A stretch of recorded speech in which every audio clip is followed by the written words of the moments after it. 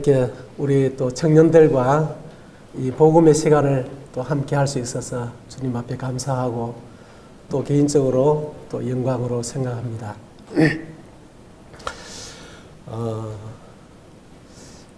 오늘 저녁과 또 내일 모레 3일간에 걸쳐서 이 복음을 말씀을 드릴 것인데, 오늘 저녁은 특별히 예수 그는 누구인가 라는 그 주제를 가지고 말씀을 드리도록 하겠습니다.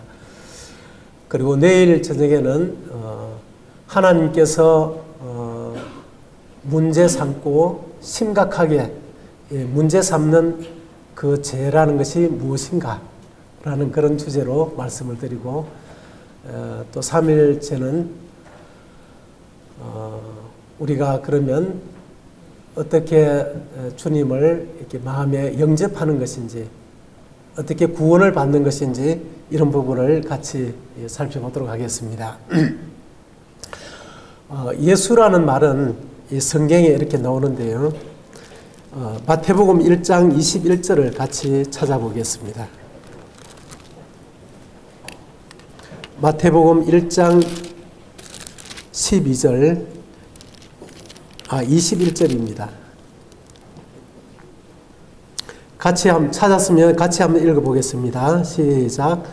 아들을 낳으리니 이름을 예수라 하라. 이는 그가 자기 백성을 그들의 죄에서 구원할 자이심이라 하니라.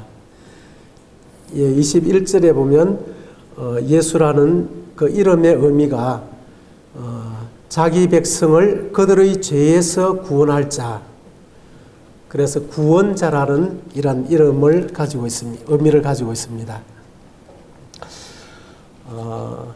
예수님이 구원자라고 이렇게 말씀하셨는데, 이 예수님이 도대체 어디에서 무엇을 구원한다는 뜻인지, 또 구원자라면 이분이 과연 어떤 분이신지, 이분에 대해서 우리가 자세히 알기 전에는 이러한 말씀을 잘 이해할 수가 없을 것입니다. 제가 우리 청년들한테, 몇몇 청년들한테 이렇게 질문을 해봤습니다. 어릴 때부터 이 믿는 가정에서 태어나가지고 그렇게 쭉 자라오다 보니까 어릴 때부터 성경을 이제 배우고 또 교회도 다니고 그렇게 하다 보니까 하나님이 살아계신 것, 또 성경이 하나님의 말씀이다 하는 것, 그리고 예수님이 하나님의 아들이다 하는 것을 어릴 때부터 계속 들어왔기 때문에 그것이 틀렸다고 생각할 겨를도 없이 그저 그냥 받아들이고 있는 그런 마음의 상태라는 것을 이렇게 봤습니다. 그래서 그 친구에게 예수님이 하나님이라는 것을 믿느냐고 하니까 그래 믿는다고 얘기를 했습니다. 그러면 그 하나님이라는 사실을 어떻게 증명할 수 있느냐, 하나님이라는 것을 증거할 수 있는 그런 증거가 있느냐 이렇게 물어보니까 이 말문이 이제 막히는 겁니다. 예수님을 하나님이라고 당연히 받아들이면서도 예수님이 하나님이라는 것을 한번 증명해 보라고 얘기하니까 사실 딱히 뭐라고 말해야 될지 사실 충분한 답변을 아는 것 같지만은 답변을 잘 하지 못하는 이런 모습을 이렇게 보면서 우리가 예수님을 믿고 있는 우리 성도들도 예수님이 과연 누구인지를 분명하게 이 마음에 이 증거를 가지고 믿는 사람은 오히려 어려움이 오고 이제 문제가 일어났을 때에 그 마음에 그런 환경들을 이길 수 있는 그런 믿음이 오히려 이렇게 성장을 하는데, 생겨지는데, 예수님이 하나님이라는 분명한 증거를 마음에 가지고 있지 않고 어릴 때부터 당연히 받아들였던 그 마음을 가지고 있으면 그런 어려움이 오면 과연 이 예수님이 진짜 하나님이 맞는가 하면서 마음이 흔들리게 되고 굉장히 어려움에 빠지게 된다고 하는 것입니다. 그래서 저는 이 시간에 구원받지 못한 그러한 친구들을 위한 시간일 뿐만 아니라 우리가 믿고 있는 우리 청년들에게도 이 시간을 통해서 예수님이 과연 누구인지 이러한 데 대한 분명한 그런 해답을 또 증거를 가지고 해답을 확정하는 그런 시간이 되기를 바라고, 이번에 또 처음 이렇게 친구들을 따라서 이 캠프에 오신 우리 청년들은 오늘 이 시간을 통해서 교회에 다니는 사람들이 예수님을 믿는데 그 예수님이 도대체 구세주라고 하고 하나님의 아들이라고 하는데 그렇게 말할 수 있는 그런 근거가 무엇이고 그런 증거가 분명하게 있는가 하는 이러한 부분에 대해서 해답을 얻는 그런 시간이 되기를 바랍니다.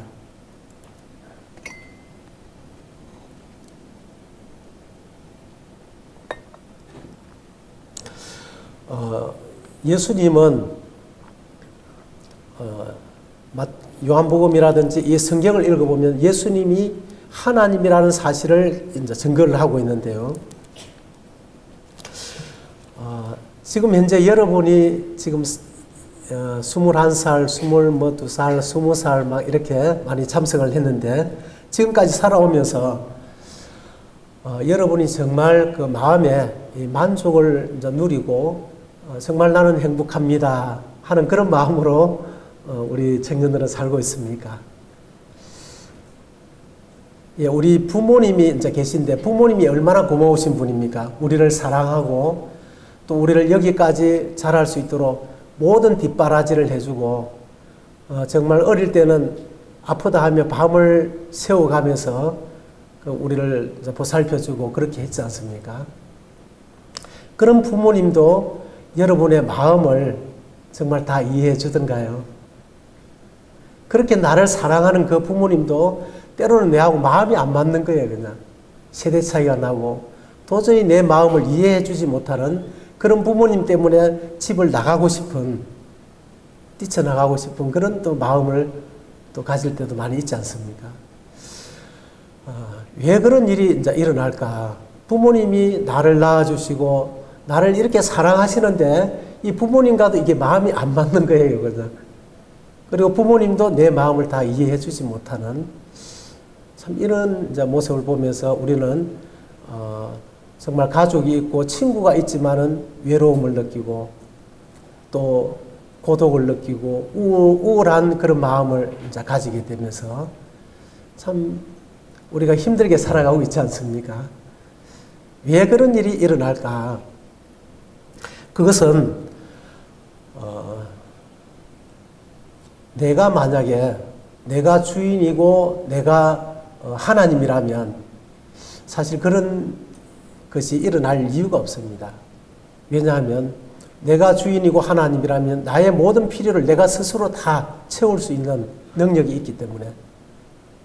그러나 여기 앉아 계신 여러분과 저는 사실 내가 지금 현재까지 내가 하나님처럼 내가 왕처럼 또 내가 주인처럼 내가 내 뜻대로 내가 원하는 대로 내 꿈을 위해서 이렇게 살아가고 있지만은 사실은 내가 창조자도 아니고 조물주도 아니고 내가 왕도 아니고 주인도 아니라는 사실입니다.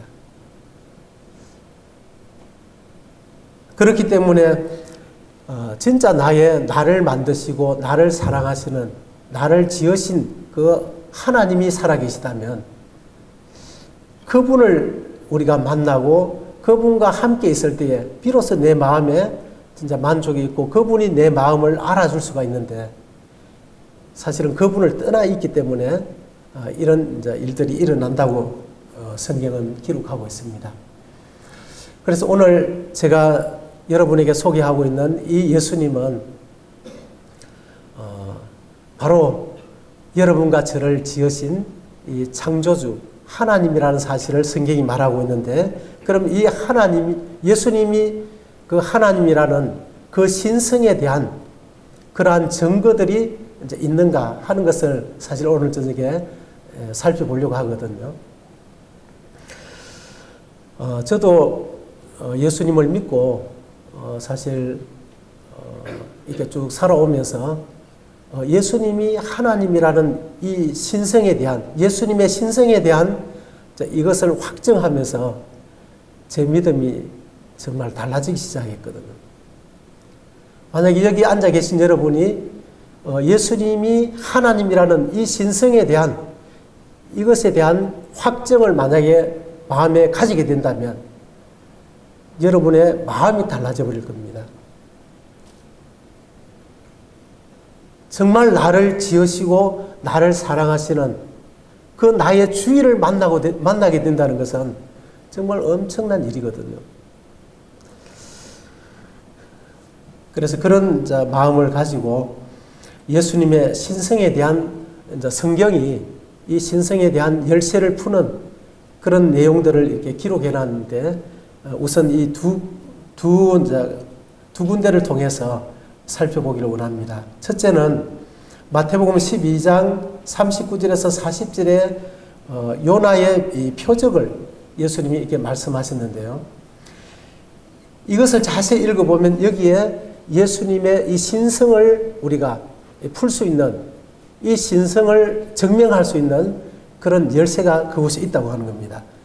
그리고 또 두 번째는 요한복음 2장 22절에 보면 이 제자들이 예수님이 살아난 후에 그들의 마음과 믿음이 완전히 180도로 달라지는 그런 내용이 기록되어 있습니다.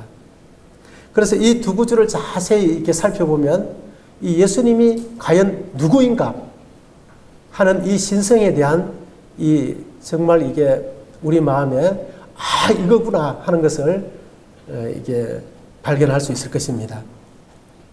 그럼 같이 한번 살펴보도록 하겠습니다.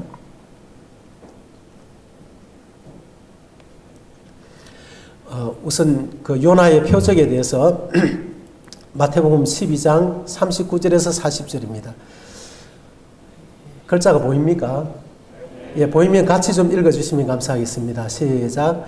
예수께서 대답하여 이르시되 악하고 음란한 세대가 표적을 구하나 선지자 요나의 표적밖에는 볼 표적이 없느니라. 요나가 밤낮 사흘 동안 큰 물고기 뱃속에 있었던 것 같이 인자도 있으리라. 예, 감사합니다. 이곳에는 예수님이 38절에 보면 그때의 서기관과 바리새인 중 몇 사람이 말하되 선생님이여 우리에게 표적 보여주시기를 원하나이다. 지금까지 예수님에게 많은 사람들이 예수님이 행하시는 표적을 보았습니다. 이 표적을 통해서 예수님은 자신의 신성을 이렇게 드러내셨지만은 그들은 그 표적으로 만족하지 못하는 그러한 마음을 이렇게 가지고 이 서기관과 바리새인, 이 서기관과 바리새인이라고 하는 것은 유대인들 가운데서 사실 유대인들의 종교 지도자들이었습니다. 그래서 이들은 누구보다도 하나님에 대해서 잘 안다고 생각하고 하나님을 잘 믿는다고 생각하는 사람들이었는데, 이분들은 이 예수님이 이 세상에 오셨지만은 이분의 신성을 그들은 발견하지 못한 겁니다. 그래서 이분들은 계속 예수님이 하나님이라고 하니까 당신의 신성을 정말 우리가 믿을 수 있는 신성을 확실한 것을 한번 보여주십시오 하니까 예수님이 죽은 자를 이제 살렸습니다. 이 죽은 자를 살릴 수 있는 것은 하나님이 아니고는 결코 할 수 없는 것 아닙니까? 그렇지만 그들은 그것을 보고도 믿지 않는 것이었어요. 이 소경의 눈을 여는 것도, 이 바다 위로 걸어가는 것도, 또 배를 타고 바다 위를 건너갈 때에 풍랑이 일어서 배가 완전히 침몰할 그런 직전에 예수님이 배 위에 서셔가지고 잔잔하라, 고요하라 이렇게 명령했을 때에 이 자연을 명령했는데 그 자연이 그대로 순종을 해버렸거든. 바람이 그치고 파도가 잔잔해지니까 그 배에 탔던 그 제자들이 이 어떠한 사람이기에 바람과 바다가 순종하는 거, 이렇게 그 예수님을 바라보면서도 그 제자들마저도 예수님을 하나님으로 믿지 못했다고 하는 것입니다. 그래서 예수님이 자신의 신성에 대한 최후의 표적을 사실 예수님은 이제 선포를 하셨습니다. 그것이 바로 여기에 기록되어 있는데요. 예수께서 대답하여 이르시되 악하고 음란한 세대가 표적을 구하나 선지자 요나의 표적밖에는 보일 표적이 없느니라. 선지자 요나의 표적 외에는 그들이 어떠한 표적을 보여줘도 나를 하나님으로 믿지 못한다고 하는 것입니다. 그만큼 우리 인간의 마음이 이 부패해 있기 때문에 진실을 말해도 진실을 받아들이지 않는, 여러분 친구들에게 진실을 말했을 때 진실을 친구가 안 믿어줄 때 답답하죠. 진짜라니까 아무리 얘기해도 친구가 안 믿어주면 정말 답답한 일이죠. 사실 지금 이 시대에는 우리 모든 사람이 하나님을 떠나 있기 때문에 그 마음이 부패해 있다고 얘기를 하고 있습니다. 그리고 하나님을, 그 마음에 하나님 두기를 싫어하기 때문에 그 마음이 상실한 대로 하나님이 버려두었다고 했어요. 그 상실했다고 하는 것은 주인 대신 하나님을 버리고 자기 스스로 그 주인의 자리에 앉아서 자기 뜻대로 자기 꿈을 위해서, 자기 성공을 위해서 살아가는 그 삶이 행복한 것이 아니라 오히려 공허하고 경쟁한 이런 것들이 항상 자기 마음을 따라다니고 있더라고 하는 겁니다. 그래서 누가 진실을 말해도 잘 안 믿는 거예요. 그냥 나도 정직하게 살지 않고, 사실 내가 기분이 별로 안 좋은데도 그 기분 안 좋은 표정을 잘 못하죠. 그냥 기분이 안 좋은데도 그냥 막 웃으면서 이렇게 위선과 외식으로 우리가 살아가고 있는데, 그게 왜 그러냐면 그렇게 해야만 이 사회에서 내가 적응할 수 있기 때문에 정직하게 살아갈 수가 없는 것입니다.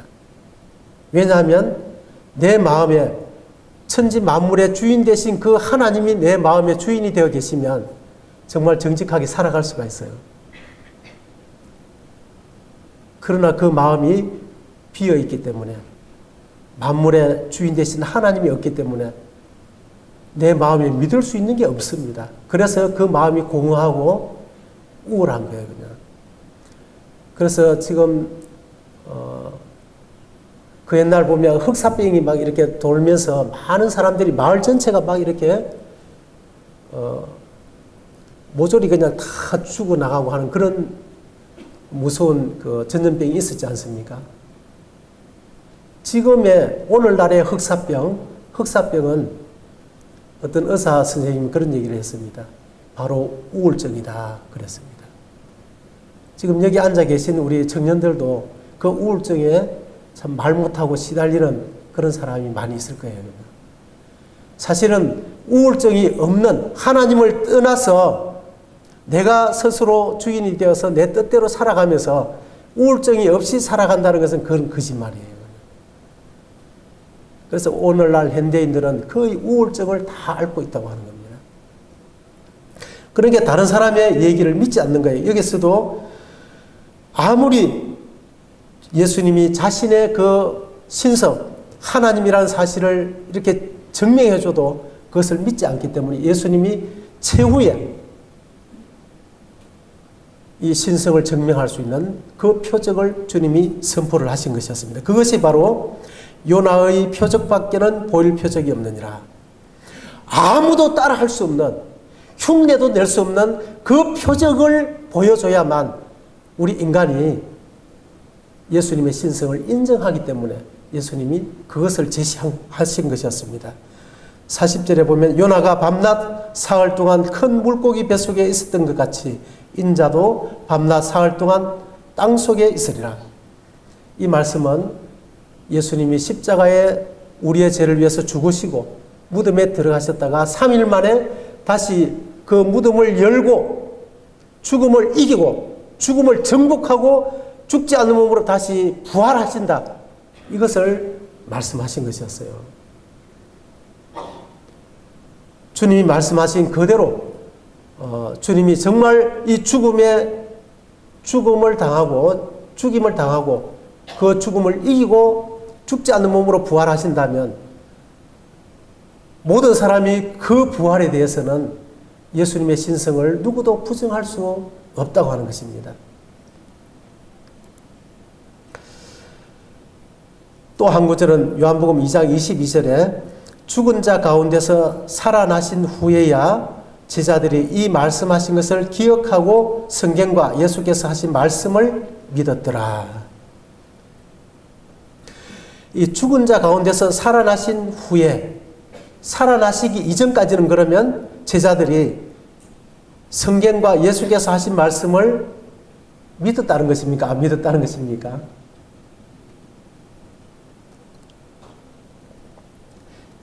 예수님이 부활하시기 전에는 이 성경과 예수께서 하신 말씀을 믿었다는 겁니까? 안 믿었다는 겁니까?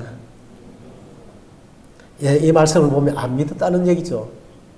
그래서 예수님이 부활하신 모습을 그들이 확인하고 그때 비로소 그들이 성경과 예수께서 하신 말씀을 믿었더라 하는 것입니다. 이 성경이 무엇을 말합니까? 예수님이 하나님이라는 것을 증거하고 있다는 것입니다.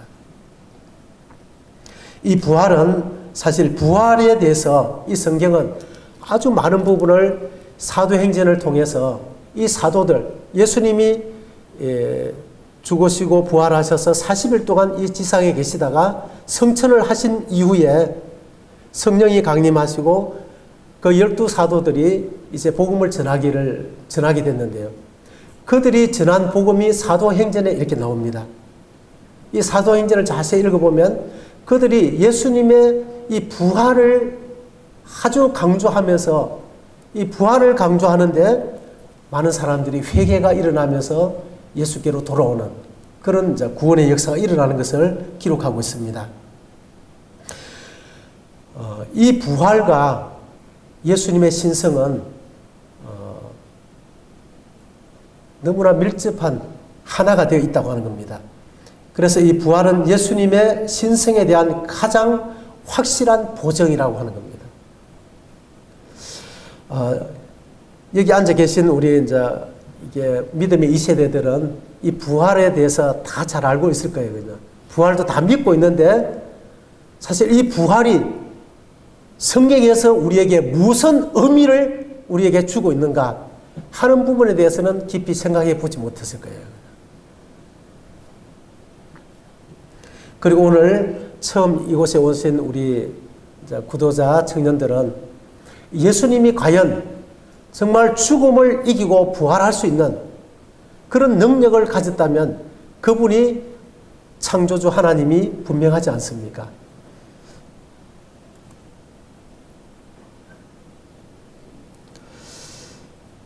이 세상에는 많은 사람이 태어났다가 이렇게 세상을 떠나갔습니다. 떠나갔는데 그 중에 특별히 인류에 엄청난 영향을 미친 그런 사람들이 있죠. 그분들을 4대 성인이라고 얘기를 하는데 공자, 소크라테스, 스가모니, 예수 그리스도 이렇게 말하죠. 그런데 이분들의 이제 무덤을 보면 공자나 소크라테스나 스가모니나 예수님의 이 무덤이 다 있다고 하는 겁니다. 그런데 이 세 사람의 무덤은 그대로 지금도 그 몸이 이 무덤에 이렇게 갇혀서 썩어 있지만은 예수님의 무덤은 이렇게 비어 있는 것입니다. 이게 엄청난 차이가 있는데요. 지금까지 수많은 사람들이 이제 죽어서 지금까지도 이 공자나 소크라테스나 스가모니나 마호메시나 이런 분들은 이게 죽어서 이 살았을 때 엄청난 많은 좋은 일을 했지만은 죽어서 그들이 다시 살아나지를 못하고 있습니다. 혹시 이분들 외에 죽었다가 살아나서 지금까지 죽지 않고 살아있는 분 혹시 기억나시는 분이 있습니까? 세계사라든지 인물사전이라든지 이런 걸 보면 아무도 없죠. 또 때로는 잠시 살아났다가 이렇게 다시 죽는 사람들은 있어요. 그러나 그것은 참된 부활이 아닙니다. 부활이라는 거 하는 것은 죽었다가 다시 이 죽지 않는 이 죽음을 이겨버리는, 죽음을 정복해버리는 죽지 않는 몸으로 부활한 그것이 참된 부활이거든. 그런데 유일하게 예수님 한 분밖에 없다고 하는 것입니다. 지금까지 많은 종교 창시자들이 있는데 그들은 지금도 그 죽음의 벽을 넘지 못하고 죽음에 갇혀 있다고 하는 겁니다. 이 스티브 쿠마라는 뉴질랜드의 아주 유명한 변증가인데요. 이분이 이렇게 말했습니다. 같이 한번 읽어보시면 좋겠습니다. 시작. 세계 종교의 모든 창시자들이 자신의 죽음을 이겨낼 수 없었다는 사실은 그들이 진리를 상징하지 않음을 보여주는 좋은 증거다. 예수 그리스도는 죽었다가 부활함으로써 자신이 진리임을 보여준다. 이 스티브 쿠마라는 사람은 이 성경을 연구하다가 이 진리를 찾은 겁니다. 아, 예수님의 신성이 바로 여기 있구나. 이것을 찾은 거예요.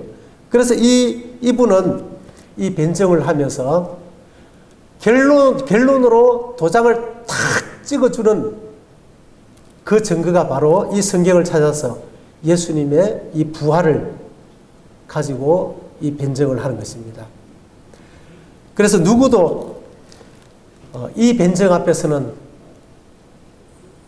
이길 수가 없는 거예요. 그냥 항복하고 마는 것입니다. 당신이 믿고 있는 그 창시자는 지금 살아 있습니까? 아니면 죽어 있습니까? 만약에 죽어 있다면 이 죽음을 정복하지 못하는 그가 참된 하나님이 될 수가 없다고 하는 것입니다. 그러나 예수님은 역사적으로 부활하셔서 지금 하늘에 살아 계시는 분입니다. 그래서 아주 통쾌하게 이제 KO를 이제 시키는 그런 이제 변증 그 이야기를 제가 들어본 적이 있습니다. 성경을 보면 예수님은 단순히 태어났다가 유명해진 그런 분이 아니라 이 천지 만물을 창조하신 하나님께서 우리 인간을 위해서 하나님이 사람이 되어 이 세상에 오실 그 메시아를 하나님은 어떻게 해서 이 세상에 보내시겠다 하는 그러한 내용이 예언적으로 이 성경에 기록이 되어 있었습니다. 그 중에 하나가 전능한 하나님은 한 아기로 이 세상에 오시고 죽었다가 부활할 것이다 하는 것이 미리 예언이 되어 있다고 하는 것입니다. 이사야 9장 6절입니다. 같이 좀 읽어주시면 감사하겠습니다. 이는 한 아기가 우리에게 낳고 한 아들을 우리에게 주신 바 되었는데 그의 어깨에는 정사를 메었고 그의 이름은 기묘자라 모사라 전능하신 하나님이라 영존하시는 아버지라 평강의 왕이라 할 것입니다. 이사야라는 이 선지자가 예수님이 태어나시기 전에 약 700년 전에 이 메시아는 이렇게 오실 것이다 하는 것을 예언을 했습니다. 한 아기가 우리에게 낳고 한 아들을 우리에게 주신 바 되었는데 그의 어깨에는 정사를 메었고 이 정사라고 하는 것은 그분이 이 통치자로서의 이제 이 권세를 말하고 있습니다. 그리고 그의 이름은 기묘자라 모사라 전능하신 하나님이라. 이분은 전능하신 하나님인데 전능하신 하나님이 한 아기로 이 세상에 오실 것이 예언이 되어 있었다고 하는 겁니다. 그리고 영존하시는 아버지라. 이 하나님은 삼위일체로 존재하시는 하나님이신데 이 하나님은 아들로서 이 세상에 오시는데 아버지와 동등한 그러한 하나님으로서 이 세상에 오신다고 하는 겁니다. 그리고 영존하시는 아버지라 평강의 왕이라 할 것임이라. 이렇게 예언이 되어 있었는데 실제로 이 마리아, 처녀 마리아를 통해서 예수님이 한 아기로 이 세상에 태어나신 것입니다. 그것이 이렇게 자세하게 이제 기록이 되어 있는데요. 여기에 보면 보라 처녀가 잉태하여 아들을 낳을 것이요 그의 이름은 임마누엘이라 하리라 하셨으니 이를 번역한즉 하나님이 우리와 함께 계시다 함이라. 임마누엘이라는 뜻이 하나님이 우리와 함께 계시다. 그래서 이 아들을 보라 처녀가 잉태하여 아들을 낳을 것이요 그 이름은 임마누엘이라 하리라. 이 아들이 태어날 것인데 그 아들을 임마누엘, 그 이름을 임마누엘이라 할 것인데 이 뜻을 풀이해 보니까 하나님이 우리와 함께 계시다. 그래서 이 아들은 하나님이다 하는 것을 이렇게 말해주고 있는 것입니다. 그래서 이 예수 그리스도는 우리와 똑같은 이 육체를 가지고 있지만은 그분은 하나님께서 이 세상에 우리를 구원하기 위해서 보내신 바로 메시아, 하나님의 아들, 하나님, 그분이라고 하는 것을 이 성경이 말해주고 있는 것입니다. 그리고 이 예수님이 부활할 것을 이 성경은 여러 군데서 이렇게 말해주고 있는데요. 여기에 보면 이는 내 영혼을 음부에 버리지 아니하시며 주의 거룩한 자로 썩음을 당하지 않게 하실 것이미로다. 예, 이 예수님은 썩지 않을 것이다. 그 말은 다시 말해서 이렇게 부활할 것이다 이런 뜻이죠. 예, 그래서 다시 해석을 했는데요. 미리 본 거로 그리스도의 부활을 말하되, 이 그리스도의 부활을 말하되 그가 음부에 버림이 되지 않고 그의 육신이 썩음을 당하지 아니하리라 하더니, 이 부활, 음부에 버림이 되지 않고 썩음을 당하지 아니하리라 하는 이 말 의미가 다시 살아난다는 뜻이었어요. 그래서 32절에 보면 이 예수를 하나님이 살리신지라 우리가 다 이 일의 증인이로다.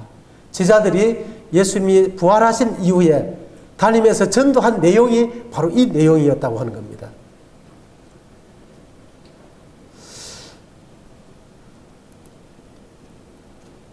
이 부활은 예수님이 인간의 주인이다 하는 것을 우리에게 확정해 주는 것입니다.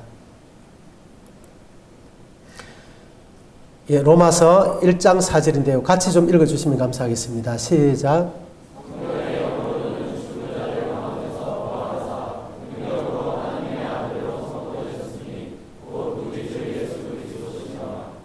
예, 성결의 영이라고 하는 것은 이 골로새서에 보면 주님의 신성으로는 이렇게 하면서 신성에 대해서 이렇게 쭉 얘기를 하고 있는데요. 이 신성이라고 하는 것은 바로 이분이 하나님이다 하는 그런 뜻을 가지고 있는데요. 이 성결의 영이라고 하는 것은 신성으로는, 신적인 성품으로는 이런 뜻입니다. 로마서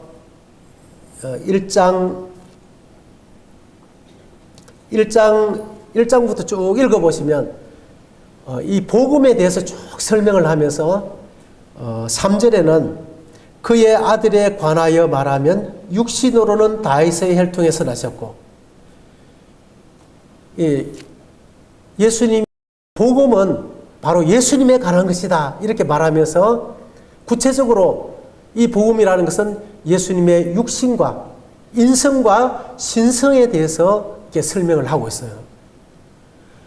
그래서 예수님은 이 하나님이 이 세상에 인간의 몸을 입고 오셨기 때문에 그분에게는 예수님의 그 손등과 같은 이 인성을 가지고 계시고, 그리고 이 손바닥에 있는 것처럼 신성을 가지고 계셨어요.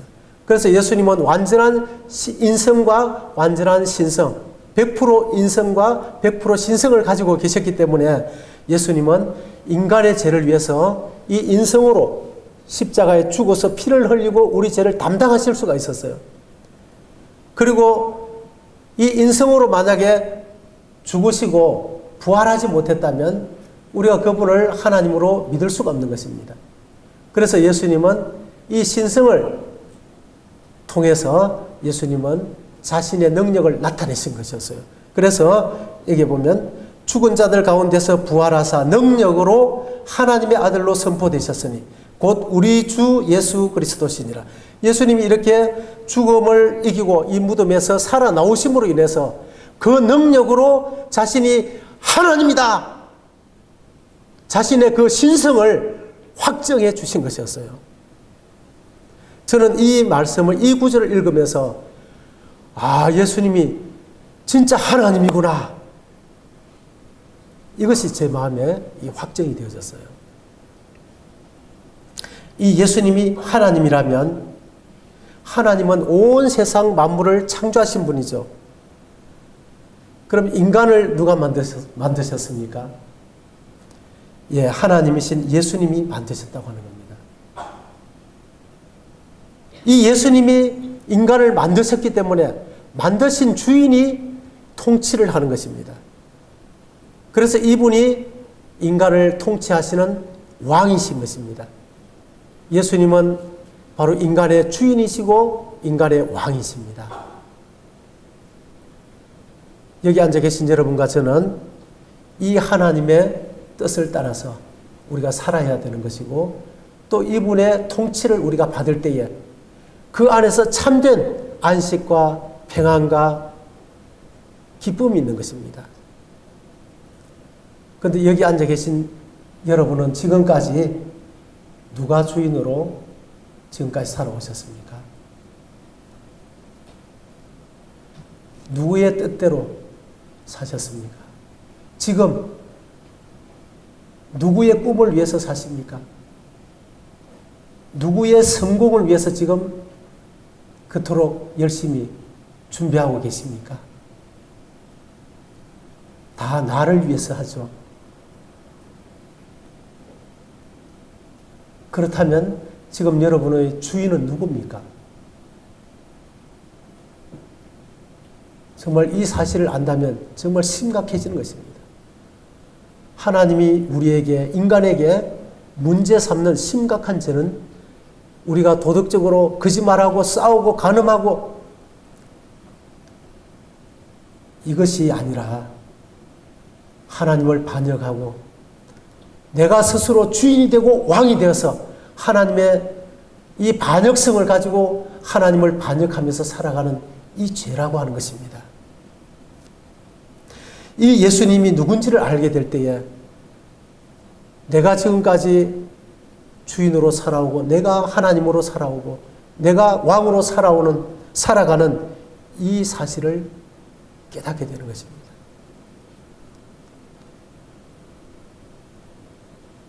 정말 두려운 일이죠. 하나님 앞에서.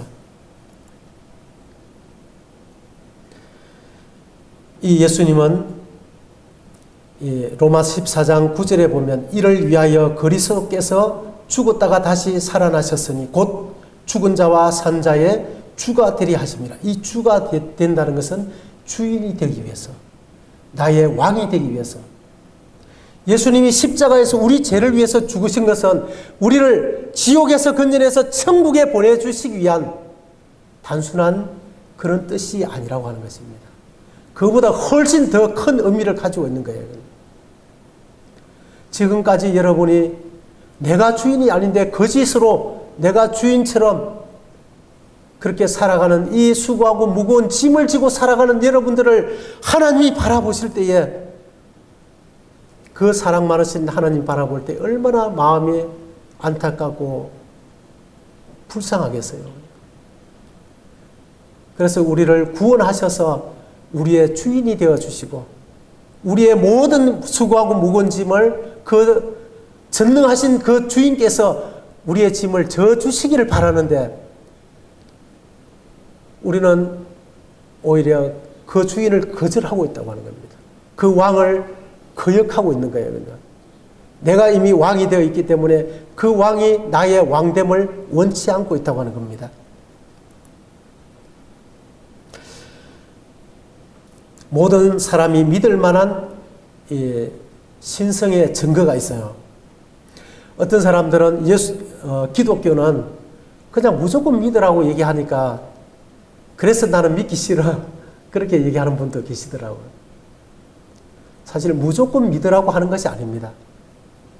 이 기독교만큼 확실한 증거를 가지고 믿으라고 말하는 그런 종교가 없어요. 우리 눈에 보이고 잡히는 이런 증거를 가지고 하나님은 우리에게 보여주면서 우리 보고 믿으라고 하는 것입니다. 사도행전 17장 31절인데요.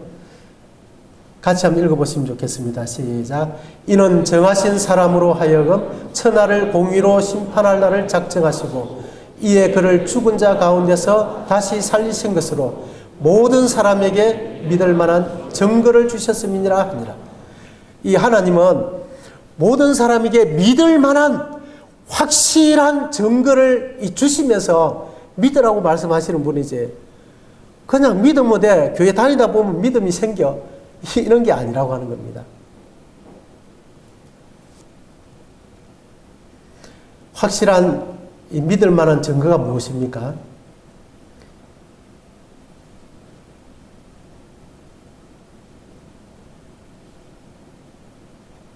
이는 정하신 사람으로 하여금, 정하신 사람이 누구냐면 예수님을 말하고 있습니다.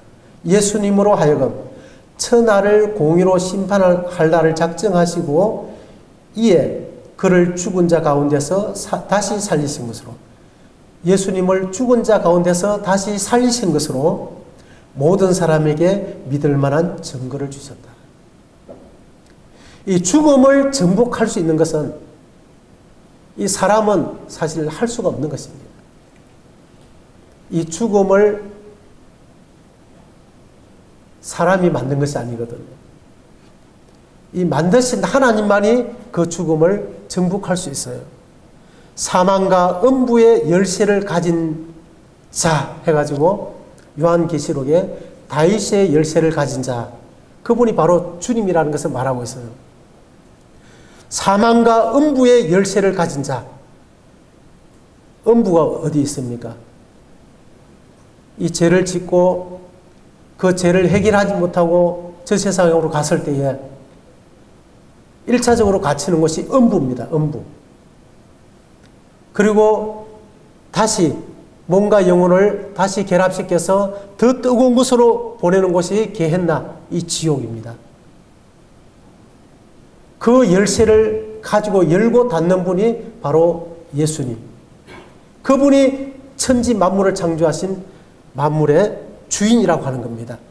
주인이 열쇠를 가지고 있죠, 보면. 그래서 주님은 그 죽음에 갇혔지만은 그 열쇠를 열고 이게 나올 수 있었던 거예요, 그냥. 지금 전 세계적으로 내가 하나님이다 하는 그런 사람들이 참 많습니다. 우리나라에도 그런 분들이 많이 있어요. 그런 분들이 하나같이, 그런 교주들이 하나같이 주장하는 것이 뭐냐면, 내가 하나님이기 때문에 나는 죽어도 살아날 것이다 라고 살았을 때 계속 얘기하는 거예요, 그냥. 그런데 실제로 죽었는데 살아난 사람이 아무도 없다고 하는 겁니다. 그래서 수많은 종교 창시자들은 다 사기꾼이라는 것이 드러난 거예요, 그냥. 어떤 그 교주, 어떤 종교 집단에서는 진짜로 그 교주가 죽었어요. 물에 빠져 죽은 거예요, 그냥.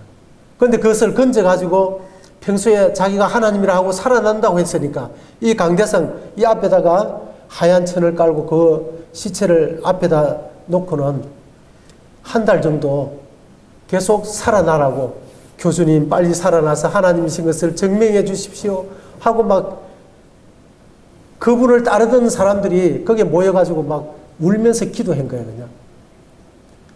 그런데 그 주변을 지나가던 등산로가 있어서 지나가다가 거기에서 그 앞으로 지나갈 때마다 막 이게 시체 썩는 냄새가 나는 거예요, 그냥. 그래서 경찰서에 이제 신고를 했는데, 경찰이 출동해서 그 들어가 보니까 그 교주가 살아날 거라고 교인들이 시체가 썩어가는데도 살아날 거라고 빌고 있더라는 거예요. 기도하고 있더라는 거예요. 그래서 이 죽음, 인간에게 최고의 죽음은, 최고의 적은 질병도 아니고 암도 아니고 에이즈도 아니고 이 죽음이라고 하는 겁니다. 이 죽음은 인간이 결코 정복할 수가 없는, 이길 수가 없는 그런 강적입니다. 그런데 주님만이 그 죽음을 이긴 유일한 한 분이시고, 그래서 그분이 자신의 신성을 이렇게 증명하신 것입니다. 만약에 예수님이 부활하지 않고 이 무덤에 그대로 지금도 누워 계시다면, 우리가 아무리 예수님이 하나님이라고 증거해도 그것은 다 사기고 헛된 일입니다. 그러나 예수님이 이렇게 부활하셔서 이 성천하시고 지금도 살아계시는 거예요. 성천하셨다가 예수님은 이 사도 바울, 성경에 보면 사도 바울이 나오는데요. 그가 다메섹 도상으로 그리스도인들을 잡기 위해서 막 갔을 때에 직접 나타나셔서 살아나신 그 예수님이 하늘에서 직접 오셔가지고 그 사울을 회심시키는 그런 사건이 있습니다. 예수님은 지금도 살아서 지금도 우리의 기도를 들으시고 지금도 활동을 하고 계신다고 하는 겁니다. 폴 E. 리틀이라는 사람이 이렇게 말했는데요. 같이 좀 읽어주시면 감사하겠습니다. 신성에 대한 자신의 주장이 진짜임을 보여정하는 예수의 최고의 신원 증명은 죽은 자 가운데서 다시 살아난 그의 부활이다. 예, 조금만 우리가 이성을 가지고 이렇게 접근을 하면 이 부활이 얼마나 위대한 이런 태양과 같은 진짜 핵폭탄과 같은 우리의 마음의 창조주를 바로 만날 수 있는, 바로 발견할 수 있는 이런 일이라고 하는 것입니다.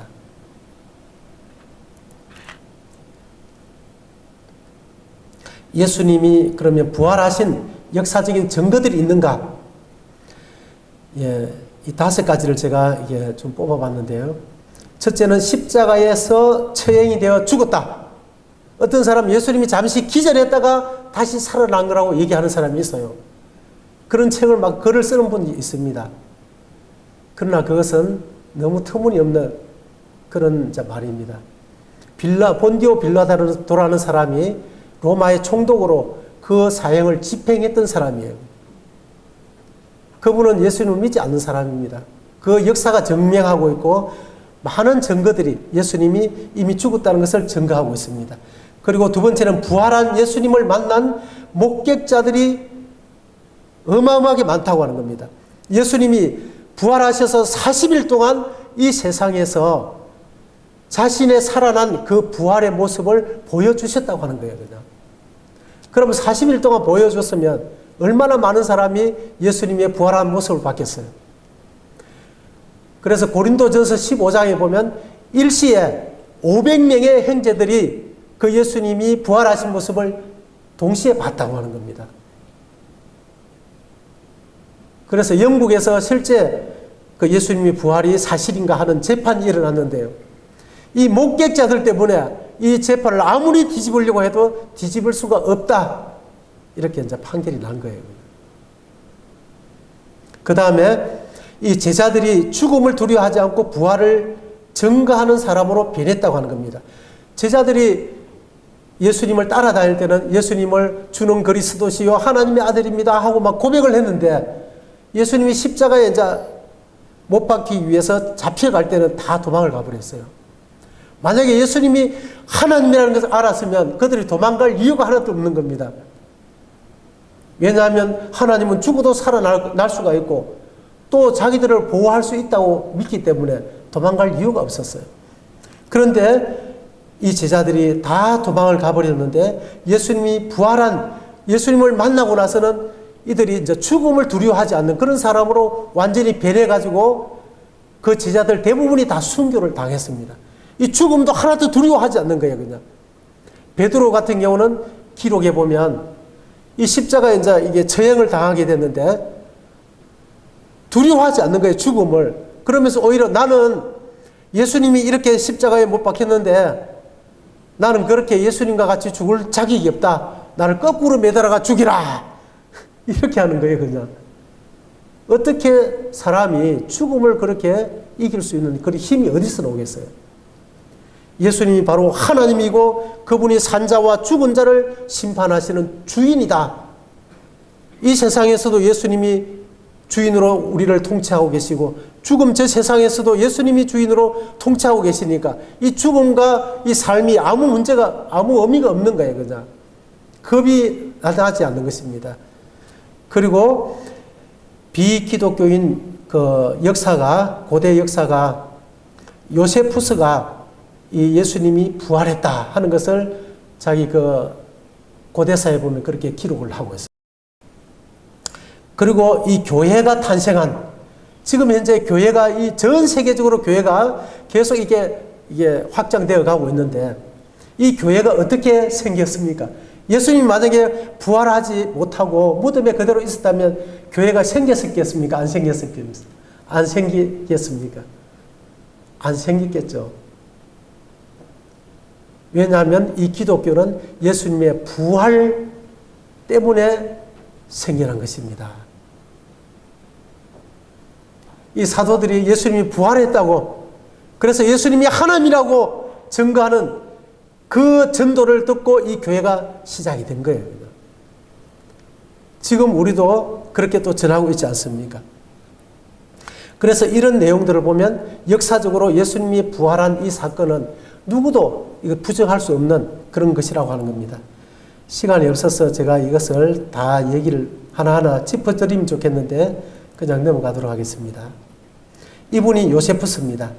이분이 유대 고대사에 이렇게 예수가 죽은 지 사흘째 되는 날 그는 다시 살아나 그들 앞에 나타났다, 이렇게 기록하고 있습니다. 그리고 이 교회의 탄생은 예수님이 부활했다는 것을 이렇게 증명하고 있는 것입니다. 하나님께서 우리의 시간과 공간 속에 부활로 자신의 신성을 드러내 보이셨다는 것은 우리의 작은 가슴으로는 감당하기 힘든 너무나 벅찬 사실이다. 정말 그렇죠. 하나님이 만드신 이 작은 유성 지구, 우리 은하계가 이 우주에는 1000억 개 정도 된다고 하는데요. 한 은하계 속에는 별이 1000억 개 정도 있다고 그러죠. 그럼 우리가 살고 있는 이 은하계 속에 우리 지구는 사실 점도 찍을 데가 없어요. 너무 작아서. 그런 이 지구에 살고 있는 우리를 위해서 하나님이 자신을 낮추시고 사람이 되어서 이 지구 속으로 들어오셔가지고 우리의 죄를 위해서 죽으시고 무덤에 들어가셨다가 부활하심으로 자신의 신성을 우리에게 드러내 주신 이 사실 정말 소름이 끼치지 않습니까? 이 부활은 기독교의 심장입니다. 심장이 없으면 사람은 없는 거예요, 그냥. 주님은 이 부활을 통해서 자신의 신성을 우리에게 확정해 주셨습니다. 인류를 향한 자신의 무한한 사랑을 알리시기 위해 그런 겸손한 발걸음을 내디디셨다는 것은 정말로 믿기 어려운 일이다.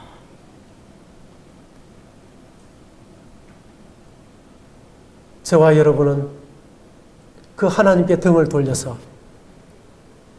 나의 성공, 나의 꿈을 위해서 내가 주인이 되어서 내가 하나님이 되고 내가 왕이 되어서 나를 지으시고 나를 사랑하시는 그 하나님을 반역하면서 이 반역의 삶을 우리가 계속 추구해 갔습니다. 그런 우리를 마땅히 심판하셔야 될 하나님께서 그런 우리를 위해서 자신이 직접 내려오셔서 그 반역의 죄를 자기가 짊어지고 십자가에서 여러분과 저를 위해서 죽으신 거예요, 그냥. 그리고 3일 만에 부활하셔서 바로 내가 하나님이다 하는 것을 증명해 주신 것입니다.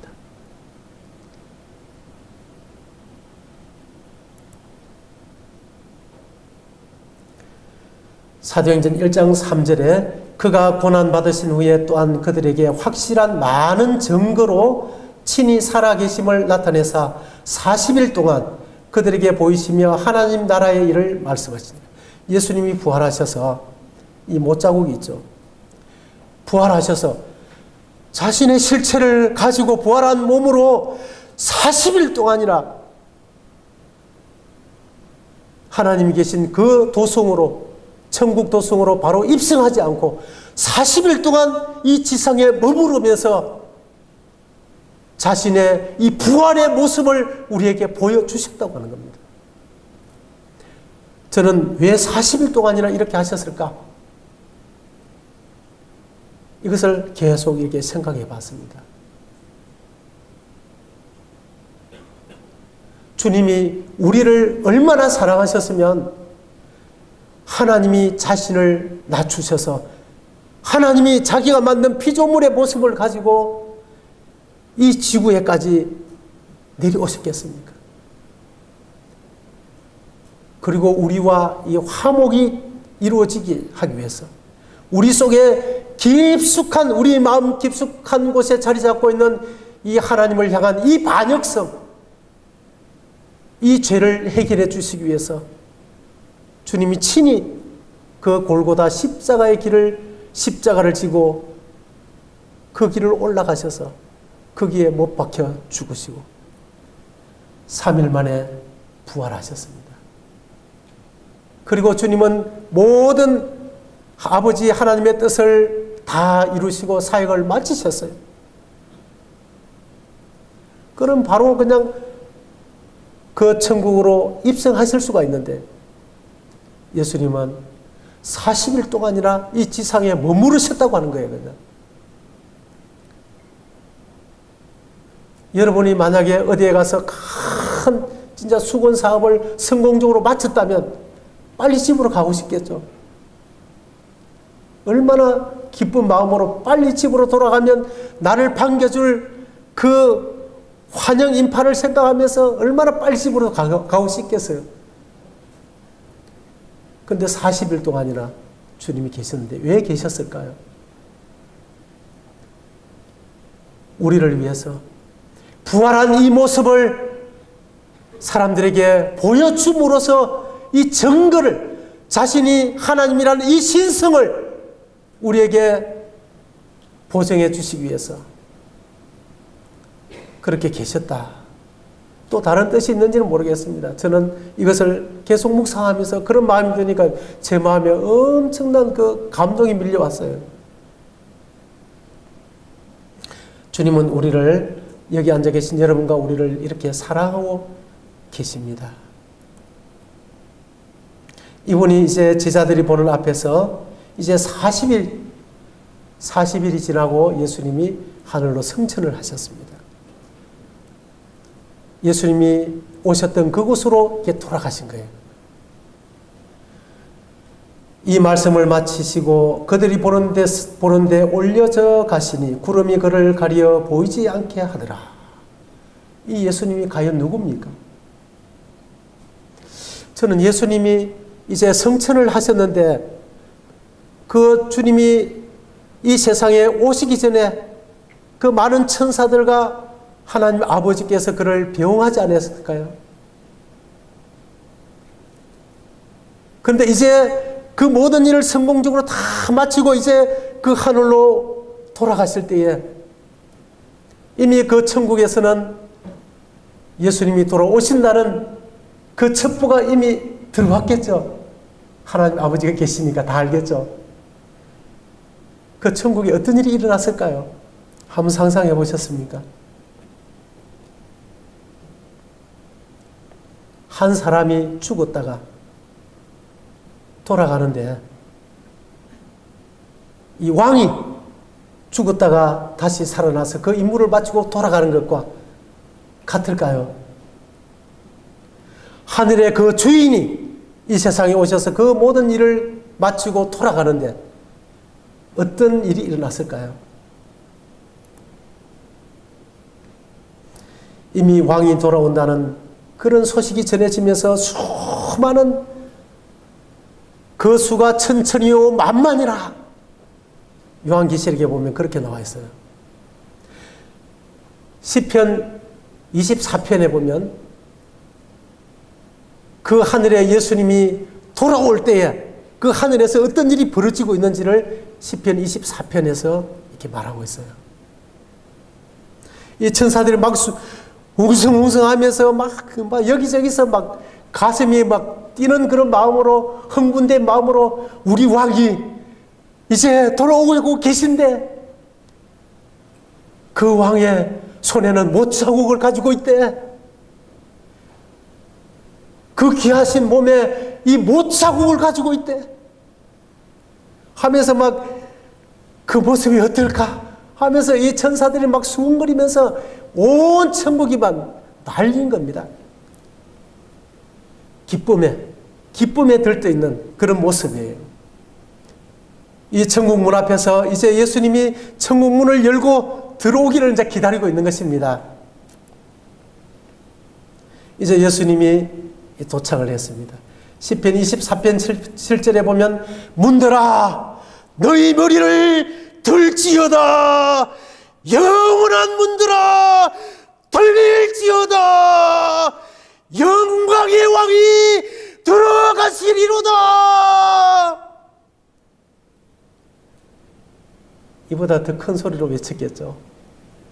천국이 쩌렁쩌렁 울리는 기쁨에 넘치는 그런 소리가 들렸을 것입니다. 그때 문들이 활짝 열리면서 예수님이 모습이 나타난 겁니다.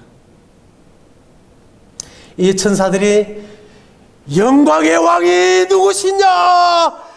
강하고 능한 여호와시요 전쟁에 능한 여호와시로다 하면서 막 빵빠레를 울리면서 막 천국이 난리가 난 거예요. 그냥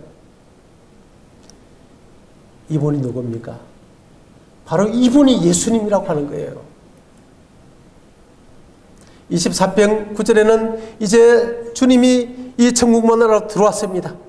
들어오는데 문들아 너희 머리를 들지어다 영원한 문들아 들릴지어다 영광의 왕이 들어가시리로다. 얼마나 기쁨과 환희에 이런 소리를 질렀을까요? 저도 여기에 있었으면 제 목이 아마 쉬었을 것 같아요. 정말 기뻐서 이렇게 소리를 질렀을 것입니다.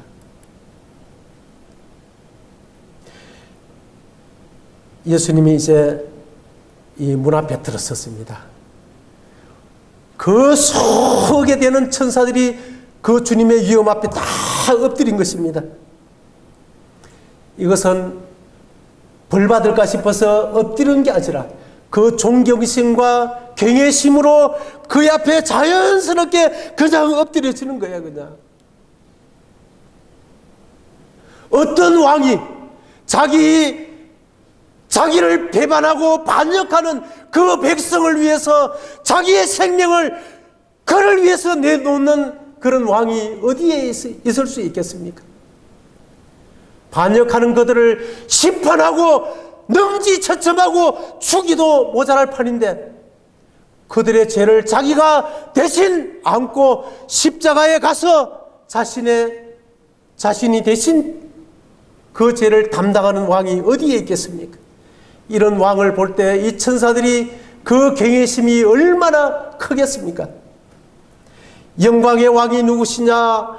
만군의 여호와께서 곧 영광의 왕이시로다. 셀라. 이 시편에 보면 셀라라는 이런 단어가 많이 나오는데요. 이 셀라는 세 가지 의미를 가지고 있습니다. 하나는 멈춤, 잠시 멈추라고 하는 거예요. 또 하나는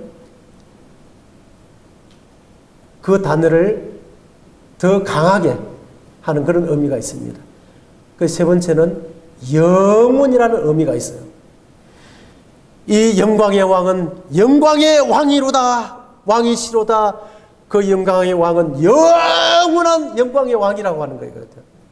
이 세상의 권력은 시간이 지나면 또 이뤄지기도 하고 정말 짓밟히기도 하지만 이 예수님의 영광은 영원한 것입니다. 이 부활하신 예수님은 바로 여러분과 나를 창조하신 창조주입니다. 주인입니다. 그래서 그분이 나를 다스리는 거예요. 그래서 우리는 이 창조주, 이 주님의 주권 앞에 그분을 나의 마음의 주인으로 모시고 왕으로 모실 때에 그분으로 인해서 참된 안식과 보호와 미래에 대한 모든 두려움에서 우리가 벗어날 수 있는 거예요. 예수님을 주인으로 믿으면 그럼 내 하고 싶은 것도 못하고 그런 차원이 아니라고 하는 겁니다. 이 주인은 반역한 나를 위해서 자신이 그 심판을 받아주시는 그런 왕이라고 하는 거예요. 그런 주인이라고 하는 겁니다.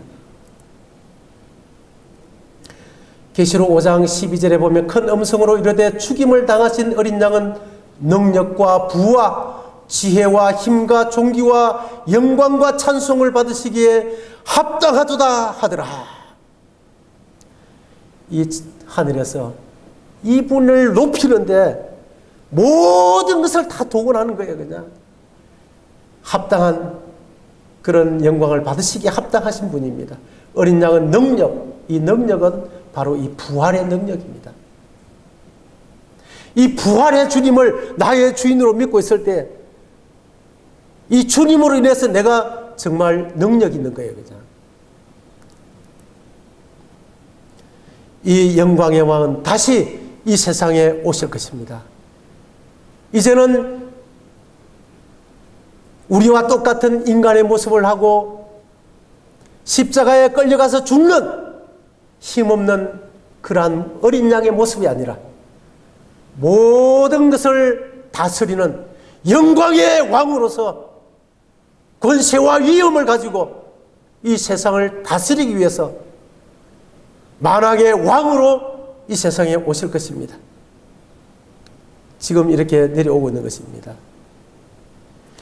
19장 14절에 보면 하늘에 있는 군대들이 희고 깨끗한 세마포를 입고 백마를 타고 그를 따라 이 예수님이 앞서고 수많은 이 성도들이 이 백마를 타고 이 세상에 주님과 함께 이 세상을 다스리기 위해서 장차 이 세상에 내려올 것입니다. 그 옷과 다리에 이름 쓴 것이 있으니 만왕의 왕이요 만주의 주라 하였더라. 이 예수님은 만왕의 왕이요 만주의 주이십니다.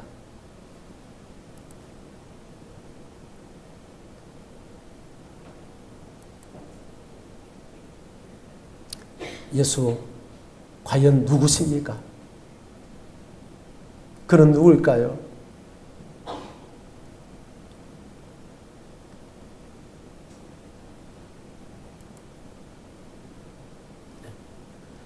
요한복음 1장 11절에서 12절인데요.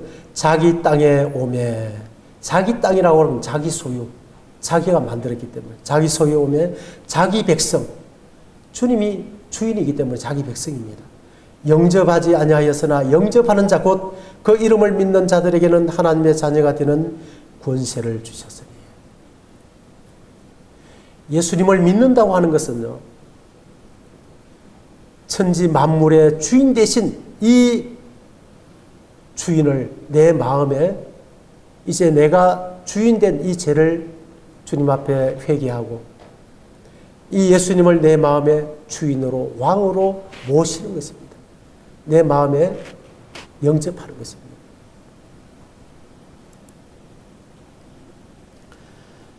이 성경은 우리를 향해서 회개하고 예수님을 주로 영접하라고 우리에게 사랑으로 촉구하고 있습니다. 내 마음에 지금까지 내가 주인이 되어서, 내가 하나님이 되어서, 내가 왕이 되어서 내 뜻대로, 내 꿈을 위해서, 내 성공을 위해서 지금까지 달렸어요. 그래서 그 성공을 위해서 열심을 내면 낼수록 더 반역이 커진다고 하는 것입니다. 왜냐하면 나를 더 강하게 하고 나를 더 높이기 때문에. 그리고 예수님은 내 마음에 밖에 있어서 이 죄를, 예수님이 이 십자가에 달려서 이 죄를 담당하신 것입니다. 그래서 이제는 내가 이 주인 자리에서 내려오는 거예요. 그리고 예수님을 내 마음의 주인으로 제가 믿습니다. 이것이 예수님을 영접한다는 의미입니다. 이 부활하신 예수님을 이제 내 마음의 주인으로, 죽어 있는 예수님이 아니라 부활하신 예수님을 내 마음의 주인으로 이 모실 때에